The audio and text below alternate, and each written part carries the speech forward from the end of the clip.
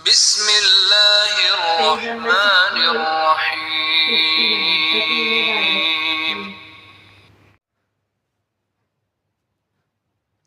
बिस्मिल्लाहिर्रहमानिर्रहीम।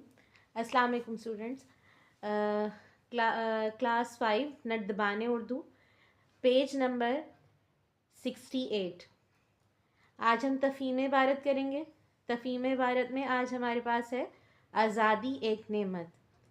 एक रोज़ किसी जंगल में एक नौजवान घोड़े ने अपने बाप से कहा, मैं तो जंगल की ज़िंदगी से तंग आ गया। भूख लगती है तो खाने को चारा तलाश करना पड़ता है, प्यास लगती है तो मील भर दूर दरिया के किनारे जाना पड़ता है, गर्मी और धूप में दरख्तों की छाँव ढूंढनी पड़ती है, सर्दी और बरसात में किसी पहाड़ी गार की तरफ भागना पड़ता है, फिर हर वक्त किसी शेर या चीते का डर रहता है कि कहीं से आ निकलेगा तो फाड़ खाएगा।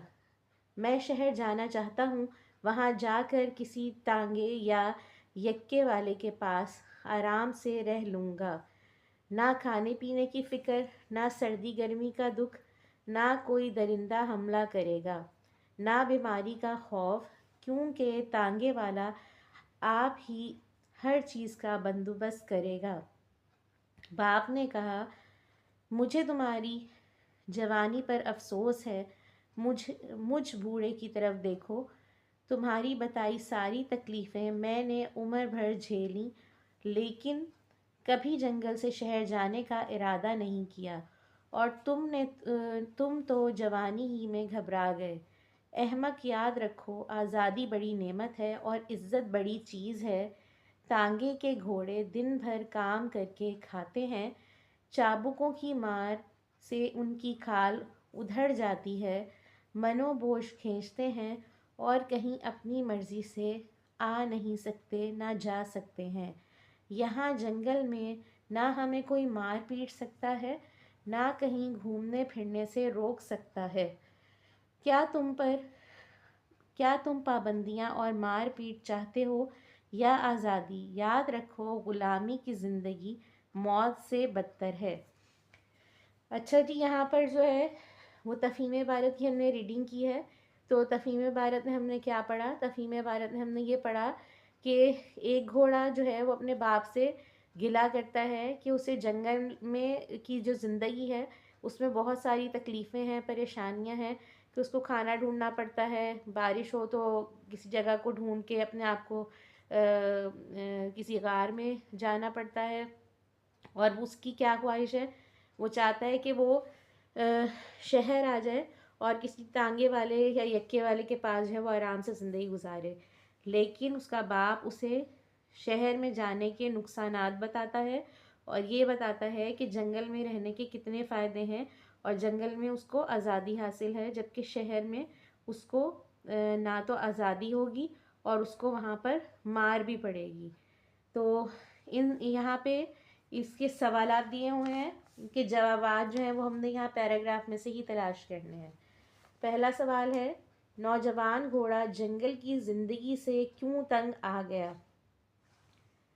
क्यों तंग आ गया? नौजवान घोड़ा खाने पीने की तलाश, सर्दी गर्मी में रहने के लिए जगह ढूंढने और शेर या चीते के डर से जंगल की ज़िंदगी से तंग आ गया था। दूसरा सवाल है, घोड़ा शहर जाकर क्या काम करना चाहता था? इसका जवाब क्या है? क्या करना चाहता था वो? किसी तांगे या यक्के वाले के पास काम करना चाहता था। घोड़ा शहर जाकर किसी तांगे या यक्के वाले के पास काम करना चाहता था। तीसरा सवाल है, घोड़े के बाप ने शहर जाकर रहने के क्या नुकसानात बताए? तो यहाँ पर जो है वो बहुत सारे नुकसानात उसने बताए। हम उसमें से कुछ नुकसानात जो हैं वो सवाल नंबर 3 के जवाब में लिखेंगे। घोड़े के बाप ने कहा कि शहर जाकर दिन भर काम करना पड़ेगा, चाबुकों से मार पड़ेगी और अपनी मर्जी से कहीं नहीं जा सकोगे। सवाल नंबर 4 है, इस वाक्य से आप क्या सबक हासिल करते हैं। अच्छा, इसका जो जवाब जो है ना वो यहाँ पैराग्राफ नंबर 2 में है। यहाँ पे आज़ादी बहुत बड़ी नेमत है और इज़्ज़त बड़ी चीज़ है। आज़ादी की कदर करनी चाहिए। ग़ुलामी की ज़िंदगी मौत से बदतर है। ठीक है, आगे यहाँ पर अल्फाज मायने दिए हुए हैं। वहशी, जंगली, छाँव, साया, बंदोबस्त, इंतज़ाम, दरिंदा, फाड़ खाने वाला जानवर, बारिश का मौसम, बरसात, बारिश का मौसम, अहमक, बेवकूफ़। अच्छा जी, इन सब सवालों के जवाब जो हैं वो हमने इस पैराग्राफ में से ही लिखे हैं, लेकिन हमें सवाल को मद्देनज़र रखते हुए जवाबात जो हैं उनको थोड़ा सा जो है वो तब्दीली के साथ लिखना होता है। तो यहाँ पर मैंने इन्हीं तमाम बातों को जो कि इस इबारत में लिखी हैं उनको जवाबात के मुताबिक यहाँ पर लिखा है। आप लोगों ने भी अपनी बुक पर इसी तरह सवालों के जवाब लिखने हैं और बुक पर पेंसिल से काम करना है। ठीक है, थैंक यू सो मच। अल्लाह हाफिज़।